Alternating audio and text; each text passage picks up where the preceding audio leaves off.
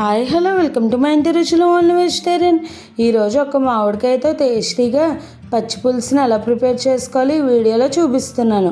ఈ పచ్చి పులుసు అలాగే ముద్దపప్పు కాంబినేషన్గా తింటే కనుక చాలా టేస్టీగా ఉంటుంది. ఈ పచ్చి పులుసు ముద్దపప్పు కాంబినేషన్లో వేడివేడి అన్నంలో అలా కొద్దిగా నెయ్యి వేసుకుని పప్పు పచ్చి పులుసు వేసుకుని తింటే కనుక ఇక రుచి అమోఘం. ఈ మామిడికాయ పచ్చి పులుసుని అలాగే ముద్దపప్పుని ఎలా ప్రిపేర్ చేసుకోవాలి ఈ వీడియోలో చూపిస్తున్నాను. ఇక ఆలస్యం చేయకుండా వీడియోలోకి వెళ్ళిపోదాము. ముందుగా ఒక కుక్కర్ తీసుకుని అందులోకి చెక్కు తీసేసుకుని ఒక మామిడికాయని వేసుకోవాలి. మామిడికాయ పులుపుని బట్టి మీరు ఇంట్లో మెంబర్స్ని బట్టి తీసుకోండి. నేనైతే బాగా పుల్లగా ఉన్న మామిడికాయ తీసుకున్నాను కాబట్టి ఒక మామిడికాయ తీసుకుని అందులోకి ఒక పావు లీటర్ వరకు వాటర్ వేసుకుని మూత పెట్టేసుకుని ఒక 3 విజిల్స్ రానిచ్చుకోవాలి. ఇలా మామిడికాయని 3 విజిల్స్ వచ్చిన తర్వాత విజిల్ చల్లారిన తర్వాత మూత తీసి చూస్తున్నాను. చూడండి, మామిడికాయ చక్కగా ఉడికిపోయింది. ఇప్పుడు దీనిని చేత్తో బాగా ఇలా స్మాష్ చేసుకోవాలి. ఈ మామిడికాయ గుజ్జు అంతా కూడా ఇలా వాటర్లోకి వచ్చేటట్టుగా చేసేసుకోవాలి. ఇలా తెంకను మనం సెపరేట్ చేసుకోవాలి. చూసారు కదండి, తెంక ఎంత నీట్గా వచ్చేసిందో. ఇప్పుడు ఈ మామిడికాయ రసంలోకి పులుపుని బట్టి వాటర్ని అడ్జస్ట్ చేసుకోండి.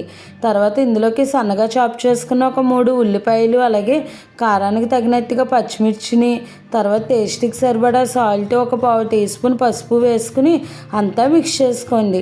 పులుపుని బట్టి మీరు వాటర్ కన్సిస్టెన్సీని అడ్జస్ట్ చేసుకోండి. నేనైతే పావు లీటర్ వాటర్ నాకు చక్కగా పులుపు అన్నీ బ్యాలెన్స్గా సరిపోయినాయి. ఇప్పుడు వీటిని అన్నిటిని ఒక మిక్సింగ్ బౌల్లోకి వేసేసుకుని ఇప్పుడు ఈ పచ్చి పులుసుకి తాలింపు పెట్టుకుందాం. తాలింపు కోసం స్టవ్ పై ప్యాన్ పెట్టుకుని ఒక 2 టీ స్పూన్స్ ఆయిల్ వేసుకుని ఆయిల్ హీట్ అయిన తర్వాత ఒక పావు టీ స్పూన్ జీలకర్ర అలాగే ఆవాలు ఒక 2 లేదా 3 ఎండుమిర్చి ఒక 2 రెమ్మల వరకు కరివేపాకుని వేసుకుని ఈ తాలింపు దినుసుల్ని ఫ్రై చేసుకోవాలి. ఈ తాలింపు ఇలా ఫ్రై అయిన తర్వాత మనం స్టవ్ ఆపేసుకుని ఈ తాలింపుని మనం ముందుగా మిక్స్ చేసుకున్న ఈ పచ్చి పులుసులోకి వేసేసుకోవాలి. చూసారు కదండి, ఎండుమిర్చి బాగా ఫ్రై అవుతే బాగుంటుంది. ఇప్పుడు ఈ తాలింపు అంతా కూడా పచ్చి పులుసులోకి వేసుకున్న తర్వాత ఈ ఎండుమిరపకాయలని ఇలా వీడియో క్లిప్లో చూపిస్తున్నట్టుగా చేతితో ఇలా నలుపుకుంటే కనుక ఆ కారం అంతా కూడా పచ్చి పులుసులోకి దిగి టేస్ట్ చాలా బాగుంటుంది. ఈ విధంగా ఈ ఎండుమిర్చిని ఇలా స్మాష్ కింద చేసుకోవాలి. అలాగే ఇప్పుడు పులుపు అలాగే ఉప్పు ఒకసారి టేస్ట్ చూసుకోవాలి. సరిపోకపోతే కనుక అడ్జస్ట్ చేసుకుని అంతా కూడా మిక్స్ చేసుకుంటే మనకు ఎంతో టేస్టీగా ఉండి మామిడికాయ పచ్చి పులుసు రెడీ అయిపోయింది. చూసారు కదండి, ఎంత సింపుల్గా ప్రిపేర్ చేసేసుకోవచ్చు. ఇలా మనం పచ్చి ఉల్లిపాయలను వేసుకుంటేనే టేస్ట్ బాగుంటుంది. అలాగే ముద్దపప్పు చేసుకోవడం కూడా అందరికీ తెలిసే ఉంటుంది కదండి. నార్మల్గా ఒక గ్లాస్ కందిపప్పు తీసుకుని శుభ్రంగా కడిగి ఇలా మెత్తగా ఉడకబెట్టేసుకుని కొద్దిగా ఉప్పు వేసుకుని ఇలా గ్రైండ్ చేసేసుకుంటే మనకు ముద్దపప్పు రెడీ అయిపోతుంది. చూసారు కదా, అంతే పచ్చి పులుసు అలాగే ముద్దపప్పు రెడీ అయిపోయింది.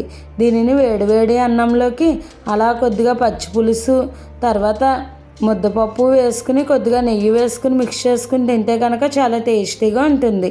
నచ్చితే కనుక అప్పడం వడియం కాంబినేషన్లో కూడా తినవచ్చు. ఈ పచ్చి పులుసుని మామిడికాయ సీజన్లో మీరు కూడా ఒకసారి ప్రిపేర్ చేసుకోండి. అలాగే ఎలా వచ్చిందన్నది నాకు కామెంట్ చేయడం మర్చిపోకండి.